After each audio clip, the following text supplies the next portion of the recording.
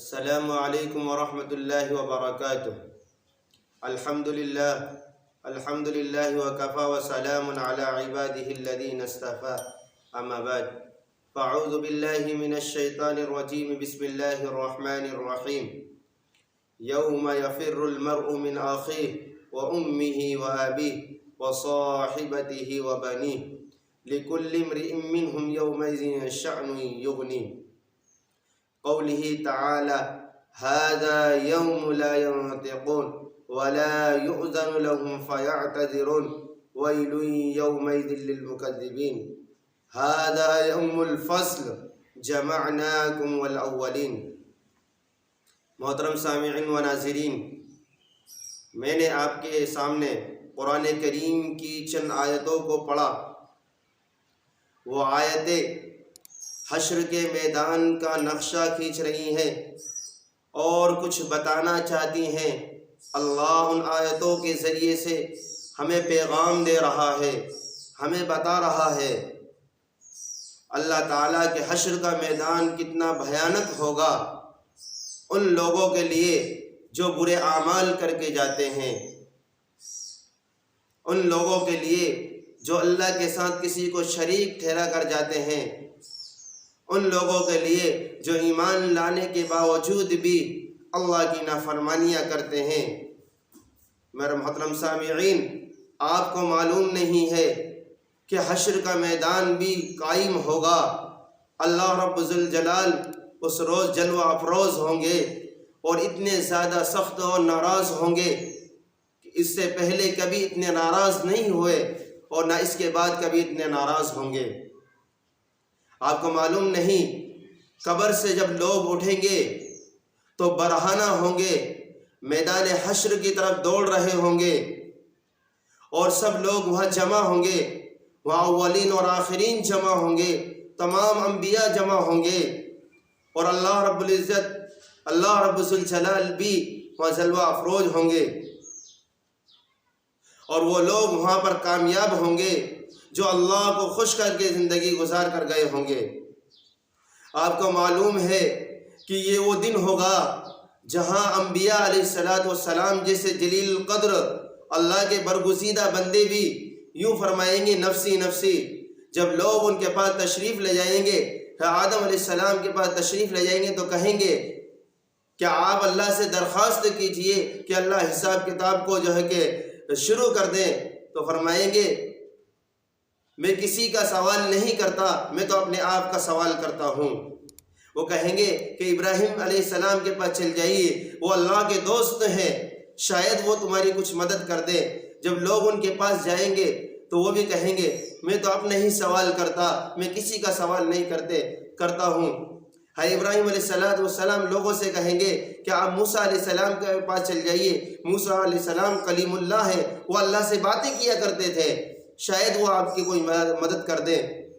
جب موسیٰ علیہ السلام کے پاس لوگ جائیں گے تو کہیں گے موسیٰ علیہ السلام کہ میں بھی اپنے ہی سوال کرتا، میں کسی کے بارے میں کوئی سوال نہیں کرتا، نفسی نفسی۔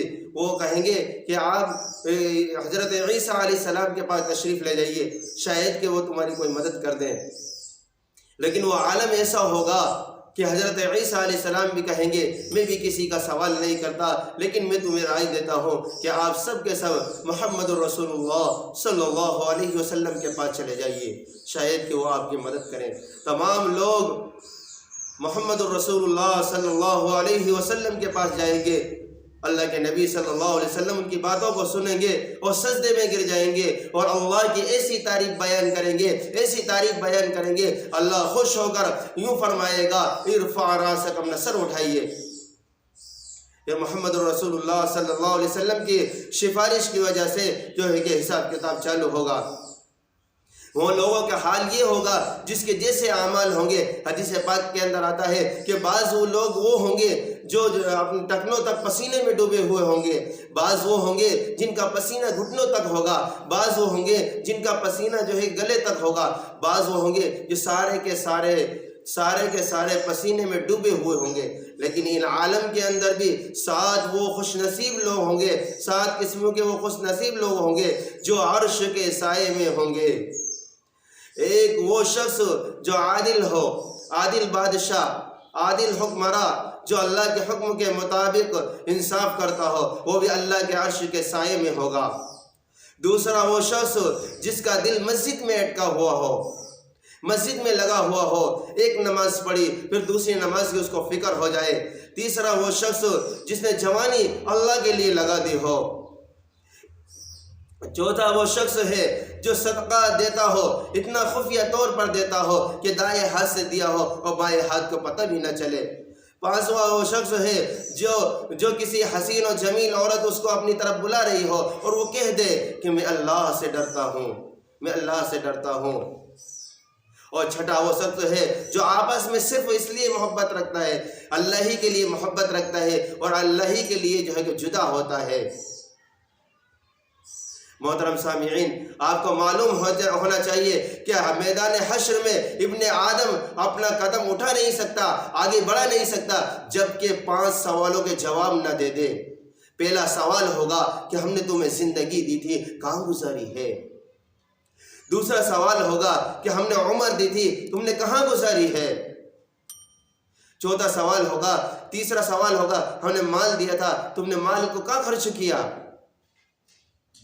اور ایک آخری سوال ہوگا کہ ہم نے تمہیں علم دیا تھا، علم کو کہاں کتنا عمل کیا تم نے اس علم پر؟